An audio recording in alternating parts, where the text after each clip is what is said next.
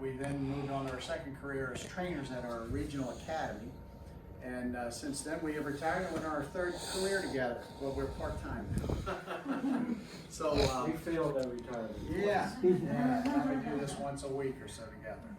So as a simulator operator, this is the use of force simulation room. And we are going to eventually take a volunteer so that its purpose is to put you in the shoes of a police officer when making a split-second decision. It's a lot of fun. We won't pick on you. You won't make the wrong decision. It's all interactive.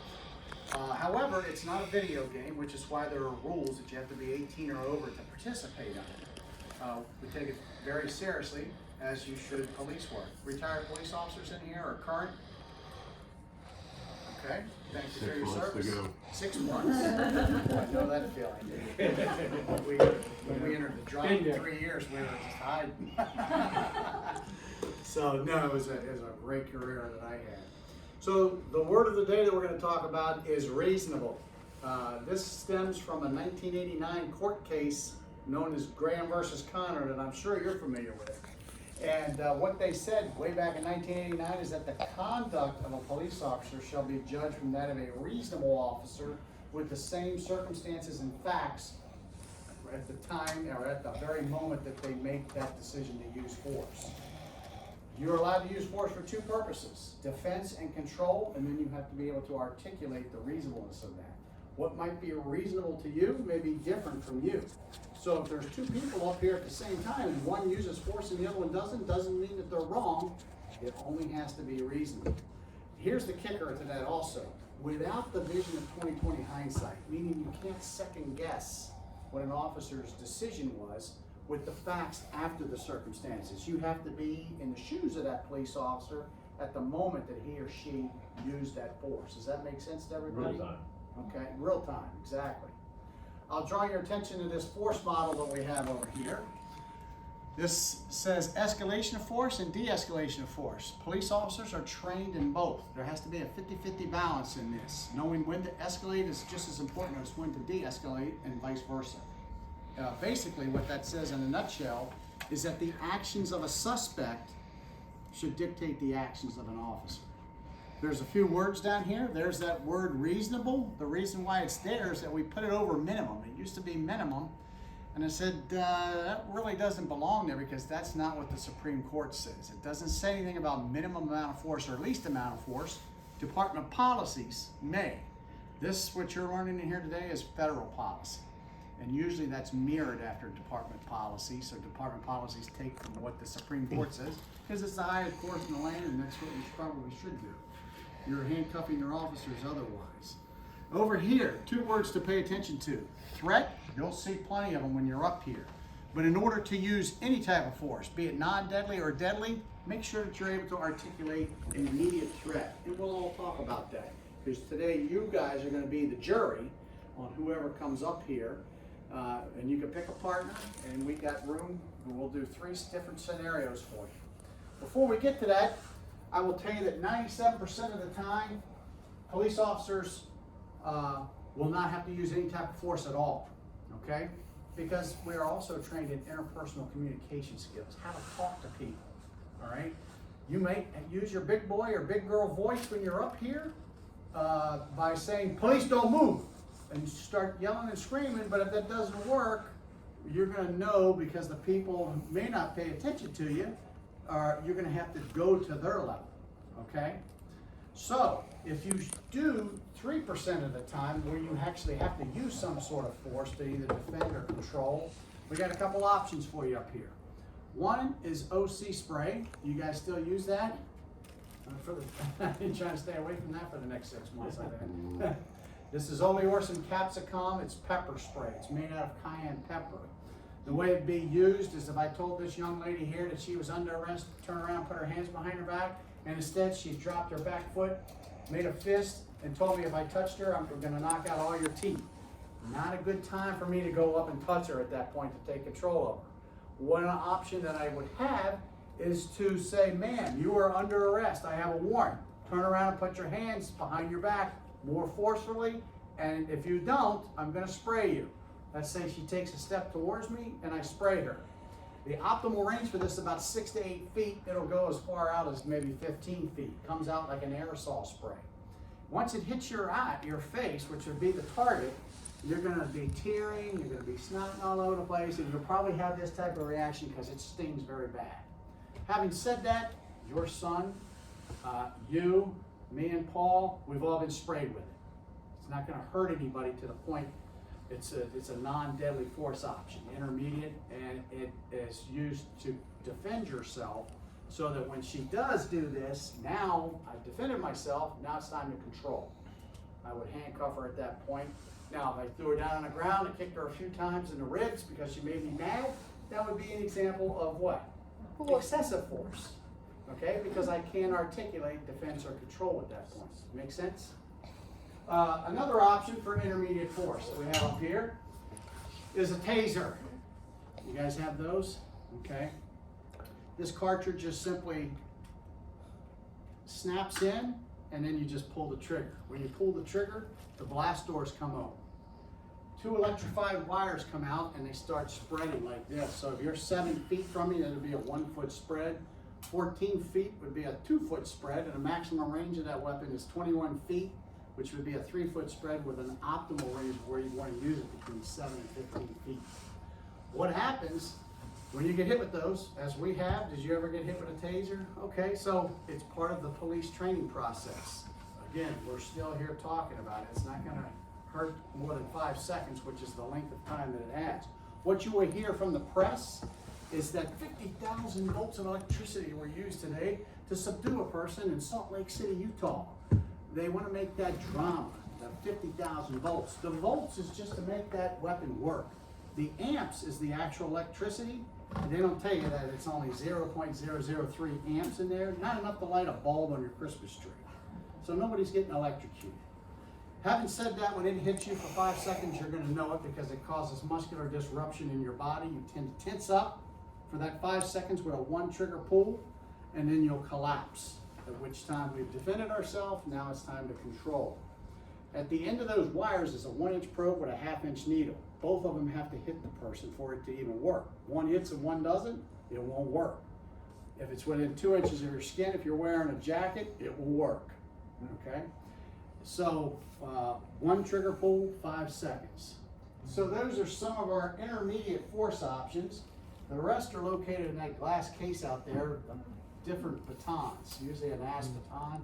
Is that what you guys are still using? Or used for intermediate force options. This is our Glock 19, also a safe weapon. It's an auto-loading pistol, which is used throughout the country. What do you guys use? Glock 22. Okay.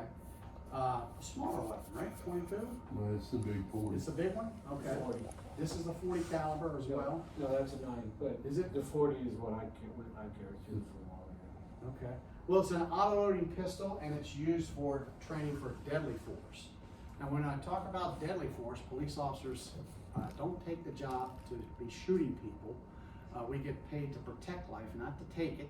That's the biggest factor. It's the actions of the suspect that will dictate an officer's response from deadly force. There's 2 things that the public generally wants to know in reference to deadly force for police officers. What is it? And it's defined as that amount of force that, if affected, would likely cause death or serious bodily injury. Number 2, and what you're probably curious about, is when can police use deadly force? I mentioned Graham versus Connor in 1989. Now I go all the way back to 1985, and that's Tennessee versus Garner. And in that particular case, the Supreme Court said that police officers can use deadly force to protect themselves or the life of another against an immediate threat of death or serious bodily injury, and there are no other reasonable options, and if feasible, you have to give a verbal warning. Police officer, don't move or I'll shoot you. Actions of the suspects are now dictating what the actions of the officer are going to be. And that word, if feasible, is crucial on some of the scenarios that we have up here. Because in some cases, it's not even feasible, all right? It also adds that, or if you have probable cause to believe that person poses an ongoing and significant threat of death or serious bodily injury, that you are able to use deadly force, right? You will make that decision up when you come up here, and you will be interacting with the people on the screen. I told you 97% of the time, You're able to de-escalate a situation by the way you talk to people. You'll have that opportunity to do it. Each scenario lasts 30 to 45 seconds. There are no tricks. These are standard types of calls. So it's all in fun, and we will help you through it. All right? So having said that, do I have a volunteer? You want to try it? All right, since you volunteered, you get to pick a partner. If you want a partner, you want to do it yourself? You want the cop? That's a good choice.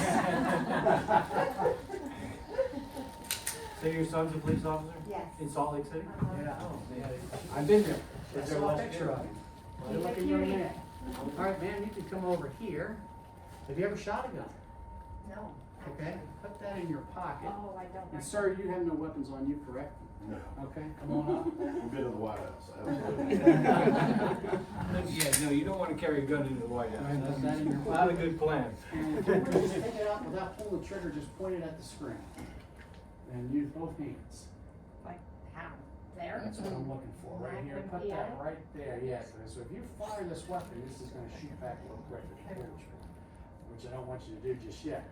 Now, if you lower it, if you're talking to somebody and you feel threatened, feel free to take it out. You can talk to people like that if you're threatened. But to do it, some of the current training of what your son is going through is something called distance plus cover equals time. Meaning that these large blocks, if you feel threatened, you're gonna feel a whole lot more comfortable back there than you are out here for obvious reasons, right? You don't have to talk to people like this. If you feel threatened, you can talk to people like this. Now, if it's an emergency type of situation, if you encounter somebody with a gun, for example, what you don't want to do is talk to them like a psychologist. Please put the weapon down and just listen to what I say. Okay, so I'm gonna let you use your own judgment, and this gentleman's gonna help you out. All right? So, your first scenario is what, Paul? I have the EVP up. Okay. Is that all right? Yeah, you're gonna be responding, this is standard stuff here. We do this every day. I'm sure he's been on more than a few. They're responding to a convenience store for a complaint of a 55 to 60-year-old woman who is inside talking to herself, bothering customers, refusing to leave. So the manager has called the police. When you guys get there, she's gonna tell you what the problem is, pretty much what I just said. And then it's gonna take you to the rear of the property where this woman is located, and then you're gonna deal with her. All right? And you can put your gun in your pocket until you need it. if you do need it. And here's the other catch. I'm gonna give you a break on the taser and the OC. Just use your finger, OC, or taser, bang, if you decide to use a taser or that. You need to use your guns, take them out and shoot somebody. Or take them out and threaten to shoot somebody if it comes to that. Hopefully it You won't. want to charge them, charge those weapons? Oh, and set I them did, here? I think I did. Did you? Yeah. Okay. That charger. I can't remember. It doesn't help to do it again, I don't think. That just sets the computer, by the way, doesn't mean you never shoot anybody.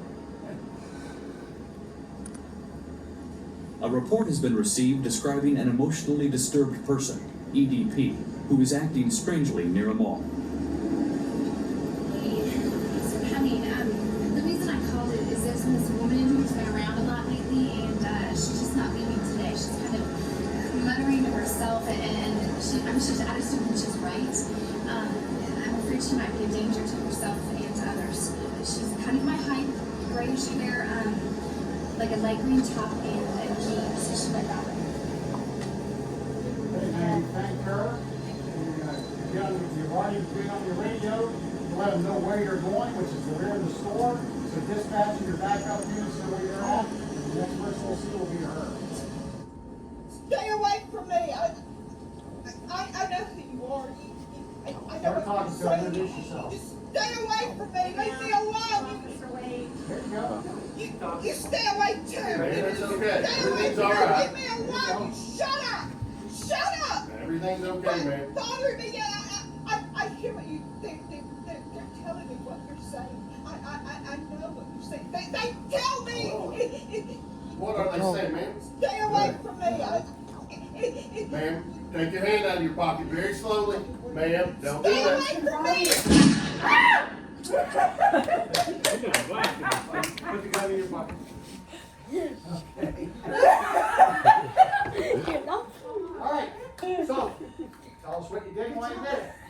turned, well, she started this way, and then when she turned towards me, I assumed she was coming after me. Okay, so we have desired outcomes, and we have outcomes. The desired outcomes is like what we want to see, it doesn't mean it's always the right way. He just articulated in his mind that he believed that she was charging at him. If you were a jury, would you believe that that police officer had the right to use deadly force on her and be truthful? The jury's hung. Okay. Was there any other step? Was there an immediate threat of death or serious bodily injury? Unless you. How far away was she from you? Good I question. I good actually question. wondered that as well. I thought, were we this close? Well, Or were we you're about 20 feet? 15 feet, and if she chose to charge at you without your gun out, she could get to you first. But if you have your gun out and you get behind cover, you put a barrier there, slow it down. And our desired outcome is to do exactly what they did at the beginning, but actually not to shoot at that point. Need another step. Made that other decision, yeah. She was standing still, and would it be feasible to give her a verbal warning to drop it? And even if she didn't drop it, if she starts moving towards us like you believe that she was, you certainly would have to use deadly force. But in that position here, we want you to talk a little bit more and stay behind your cover before a shooting occurs in that situation. Well, she only had a knife. She didn't have a gun. Well, that's even worse, actually. You ever seen anybody stabbed or cut? I mean, Let me ask you this, could a knife cause serious bodily harm? Yes. oh, of course. If- But yeah, how it's the far distance. was- Yeah, the She distance doesn't is look like a real crucial. fast runner to me. Yeah, she doesn't look like that any speed to her. Well, we have one for you there, we'll put her on the traffic stop. Oh, yeah. Especially when Action's always quicker than reaction, and police officers are trained that if a person with a knife is 21 feet from you, that they can, and you got your gun in your holster, in order to take your gun out and fire 2 accurate rounds. Remember, accurate, there's a lot of stress involved there with a person charging there with a knife, that you would probably need more than 21 feet for that distance. Those are from scientific studies. Well, I thought it was interesting that the officer got his gun out. You knew, I mean, you, as soon as something really If got she went to her pocket and I told her to You stop, got the gun out. then I drew my weapon. Yeah, the one thing officers are always looking at is the person's hand. Yeah. Always looking at their hands. Nobody kills you with their eyes. As a but to make sure a desired outcome is a no shoot in that situation. For a reasonable officer, doesn't mean it's 100% of the time, and you just saw another, but he would have to, in a jury situation, in my opinion, that would be a tough one. Now, I have a question. Yes. So I watch my son's body camera videos. He sends me some of them, not all of them. And they always go in like this with their hands on their vest, right? Not like all of us, Right, but right. his first thing, and then sometimes he's got his gun, but why wouldn't you have your taser in your hand instead of your Good gun in question, your I was hand? waiting for that one to come up, Like if actually. that would But put be, that gun back in your, we don't like the guns waving around, even though they're not gonna shoot anybody. Thank you. They get nervous. So if you're thinking a lower level of force in that situation, not initially, for police training purposes, we would want our guns out at a low ready position. Now, if me and you and Paul got there and maybe 10 minutes has gone by and she's still just standing there, that would be an opportunity for one of us to hit her with a taser, a lower level of force to end it so that we don't have to shoot. But initially, when they're there, what we'd like to see is draw your weapons, issue commands, and then get behind cover and let her decide what she's gonna do. And if she's not charging you, we don't want you to shoot her until she makes an immediate threat of risk to you. and then I your assume if life. you're together, he could have his weapon out and I could have a taser or something, Yeah. right? You And could, you're completely covered then? if time is on your side. Now, I'm not gonna be the guy with just 2 people there to take out my taser, I'm still gonna have my gun out, but I might have my taser out if I'm the 4th or 5th officer. Oh, my goodness. So, Now, let me ask you this, if, the officer hadn't shot her, how does this end? Well, you could end anyway, we because can we have her have the charge, option we of can have her her, drop it, yeah. she could charge, she could drop it, it just depends. Yeah. We would've gave it a little more time to decide which way we wanted to go. We'd like to see how they're interacting, and Just then like say, domestic with the man. Is she committing a crime by being out there? She's obviously having a mental health episode. That's another good and question. So then, That's not what is the it's not a difference? crime. No, there's, So does she- what you're looking for as a jury is the severity of the crime, the immediate threat posed by the suspect, and the resistance level of that person. But then who coupled with comes the to totality of take the her? circumstances. Like, who comes to take her and help everybody feel safe? I mean, does this end in a way where she goes to the hospital, or? We can detain her for an emergency protective order and have her evaluated and see if that's not a, we can detain her for that. We can't commit her for that. It's people, we have the resources to do it. Yeah, had I not shot her, we would have talked her into an ambulance and took her to the hospital. She would have went for a 72-hour evaluation. I'll tell you, in San Francisco, right now, there's 50 people walking around. Like that? You think there's only 50? I probably there's more than that. Well, I exaggerated low. Yeah, you definitely Well, have. about 300. Because All over the place, they're all wandering around I like see that. 3 every time I ride the subway I was here gonna from say, I here. saw a couple this morning. Yeah. There's all kinds of people like But just they're like that. just- They're screaming and they're yelling Yeah. and they're making threatening noises. You know, they're trying to sell you drugs. You know, they're right in Homeless your face a lot camps, of I times. see on the news all the time. Which one did you want, the beer bottle one or Do the? the domestic, the man with the hammer. Okay. So this time, we're gonna give you another crack at this. Oh my word, I've And, watched it. we're gonna see you do a domestic this time. And the situation is that a female has called about her husband. Do we want to try, complaining- does somebody else want to try this? Come on. Hey, I'll come up there. Somebody else is welcome. Come on. No, I'm gonna let him do it. So now we got the military in the car. Yeah, What's that? Did you, they're great sports. sir, did you say you wanted to come up? No. Oh, yeah. Is that no? How about you, man? I'll do it. All right. Yeah, I've never shot. Shoot Mary. okay. Well, hopefully you won't have to. Yeah, it's a real gun. That was a good shot, by the way. So, can you fit that in your They'll pocket? react. If you hit him in the arm, he won't go down. If you hit him in the legal spot, that's good. we don't shoot to kill, we shoot to stop the aggressive action, and therefore it's set mass. That's the likelihood. She said her laugh was okay. We're just gonna have you draw it and just hold it down. You see you drop your weapon and.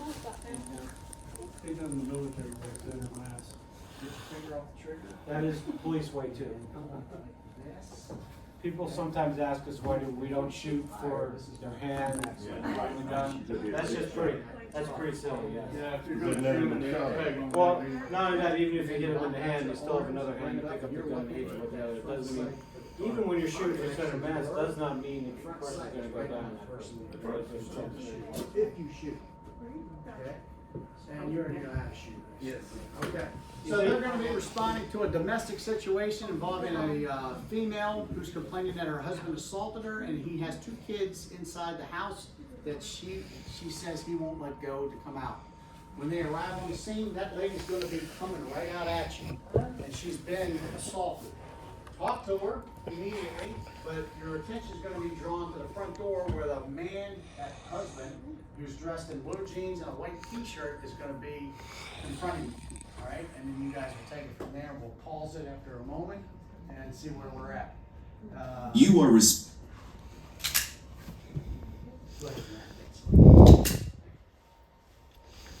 responding to a frantic 911 call about a man assaulting a woman with a hammer. Help me, my husband, he's gone crazy. I think he's gonna kill someone. There's kids in there. Come here, ma'am. Good, You're safe. Come over here. good, very good. Over here. Sir, stay where you are. Get in the car, ma'am. Come here. And at this point, it starts. Good, good, good. Okay, so we're gonna You- pause it. Usually the military guys shoot them right about there. That's why we paused it, I had because to train that's a with the no-shoot military. situation, but 50% of people will shoot this guy, and unfortunately, we'll probably be visiting you in jail at that time.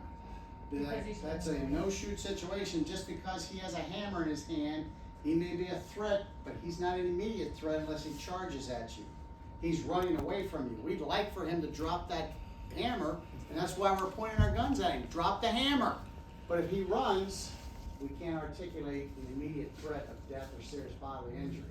So unfortunately, we're gonna have to go after him. Hammer's gonna take you to the wall, you'll peek around the corner, and then have another conversation with him. So have your guns at least at low ready, because you don't know what's gonna happen when you come around that corner. You don't know if there's gonna be anybody else there.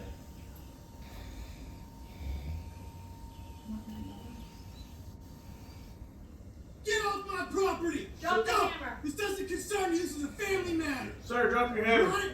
Come get it! Come Drop on! your weapon. Come get some, bro! Come! Drop your weapon, Freaking sir. pig! Get off my property! You man up! You're right. Sorry. Drop it. Get down on your knees.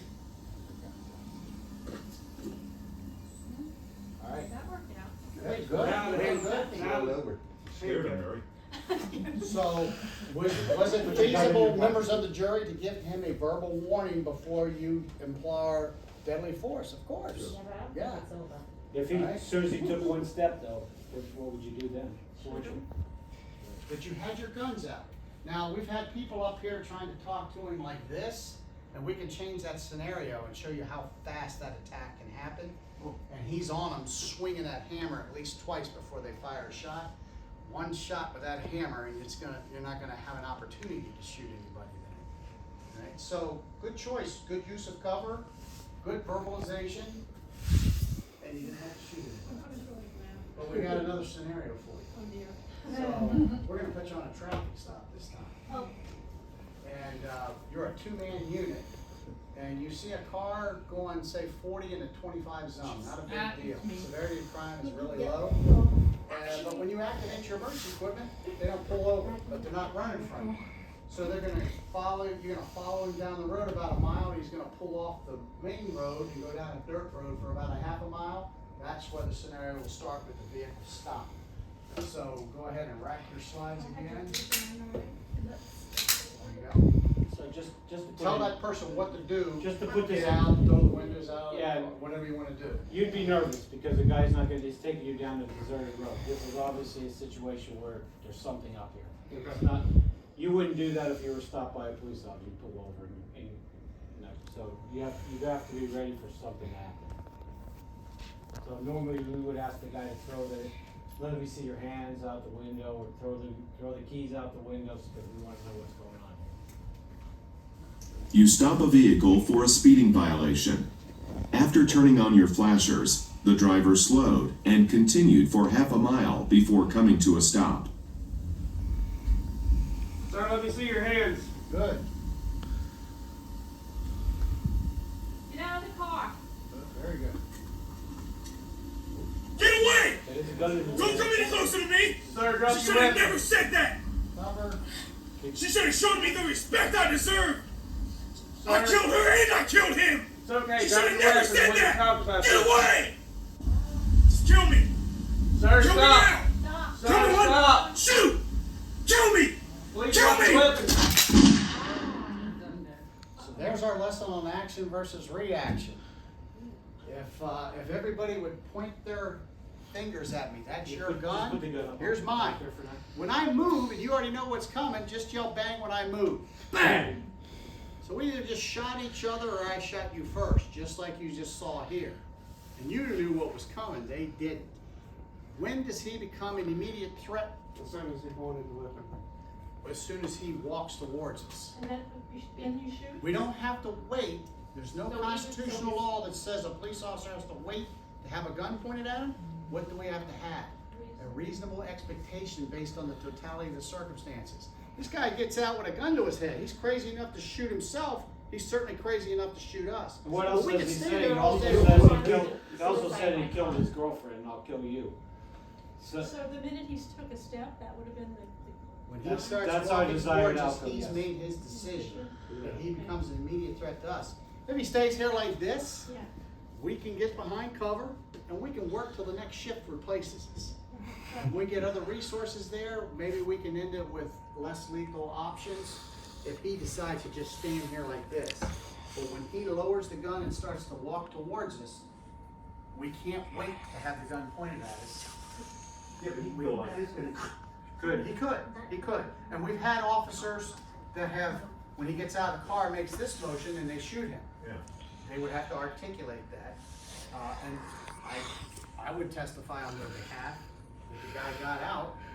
We didn't know it was a speeding violation. He gets out with a gun. He made this motion, so we shot him. That's okay.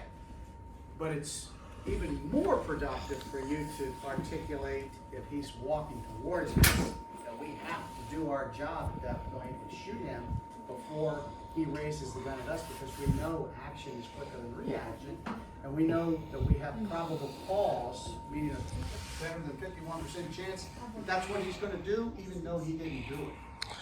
Does that make sense? Yeah, it's scary. It is scary. What a job. What you think? Makes sense? Makes sense. Yeah. Okay. Did you wanna do the hospital one, or are we done here? Do I get another one? We got time for one more. How does somebody else have a kid? You can't do it, son. You're He's just saying, he's applauding you. Yeah. I'm not Why doing him? it. Why him? I live with crazy. I ain't doing Come on, go. Okay. So this time you're responding to a hospital parking lot for shots fired coming from the emergency room. When you arrive on the scene, you're gonna be outside of the emergency room, you're gonna hear the shots being fired. Pay attention, everybody, to what you hear and see as you enter into the hospital. This is a situation that's ongoing, we can't set up a perimeter, we have to go in. Fix my gun. So you're gonna have your gun in your hand. Very good, she's ready to go, look at her. All right, and then pay attention to what you hear and see as you go into the hospital. So you can think of, there's been several of these, obviously, you heard about the one in Texas where the officer did not go in. This is, that's not an option for us, we have to go in. That's our job, and that's what we have to do. All right, you ready? You are on foot patrol and just outside the clinic.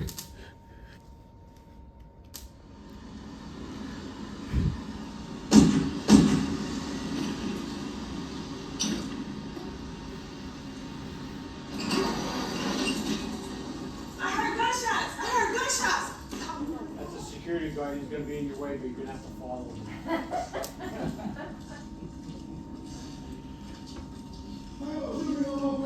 Red jacket. I'm gonna kill you. I'm gonna make you bleed. I'm gonna hurt you just like y'all hurt me. I'm gonna kill you. I'm gonna kill you because y'all hurt me. I'm gonna kill y'all. Y'all hurt me. I already killed us. Now I'm gonna kill you because I'm sick of you. I'm tired of you. I'm gonna kill you. I'm gonna kill you just like I killed y'all. No, shoot. I'm gonna kill you. I gotta make you bleed. I'm gonna make you hurt. I'm gonna make you bleed. I'm gonna kill y'all. Bleed. I'm gonna make you hurt. Release the weapon. Drop the weapon. Shoot! Keep shooting, you Go miss ahead.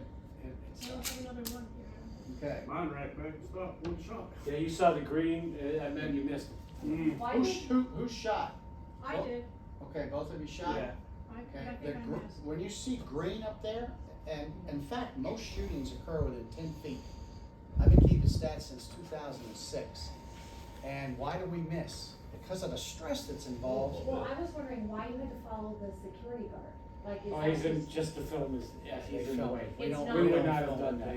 That's Okay, the way it's they not film that it. there's You like. would go in at a much rapid. Right. What would get done to the security guard?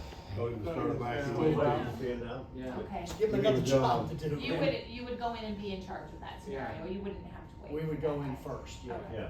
Tell them to guard the door. Now, do we have to wait till that person shoots? No. Do we have enough probable cause that it's Yes. not feasible to give him a verbal warning? You've already No. had- So we turn the corner, we got red jacket, we hear the threats, He's got a gun pointed at and him. he's got a gun, yeah. Shoot. You've We're heard gonna the have to shooting, shoot. you've had people say that they're shooting and you can see the victim. It's not- 90% of the time, people will wait until the shot goes off and then shoot. But all of those things would lead as soon as you turn the corner to you shoot. Absolutely. Oh, yeah. Because of the probable cause factors from the beginning of that scene till the end of it. What you're seeing, a person, do you see that nurse laying there with a apparent gunshot wound? You hear him making threats, I'm gonna kill you, I'm gonna kill you, over and over, I'm gonna make you bleed. Red jacket, now that guy had a red shirt, but he was on the ground like this, and the other guy had a gun in his hand. You would have to turn that corner and shoot. Doesn't mean that you have to, you could say, police dropped the weapon, but you saw what will happen. And if you miss, like, he goes down that hall, and what does he do? Continues to kill people, to shoot people. And He's already killed even though someone. officers are trained to go to ranges and they practice all the time, they miss a lot. They miss a lot just because of the stress of the situation.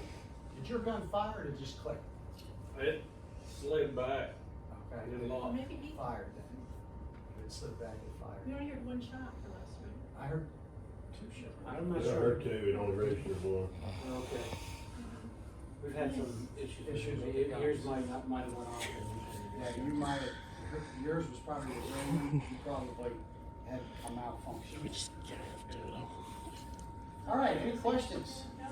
Thank you so much for coming. I hope you guys Oh, are that's great. I'm going down to the driver training scenario. You do have to be old enough to drive, but you can come down here and drive if you like. Oh, I haven't done any of that. Oh, yeah. We take 30 seconds to fill that out because the company that owns it can take it away, but we want to keep it here. No, This helps that. So just fill out that if you would, and I'm going to give you one to fill out. Okay, you bet. Do you want me to fill that out before I go, or can I take it with me to the driver?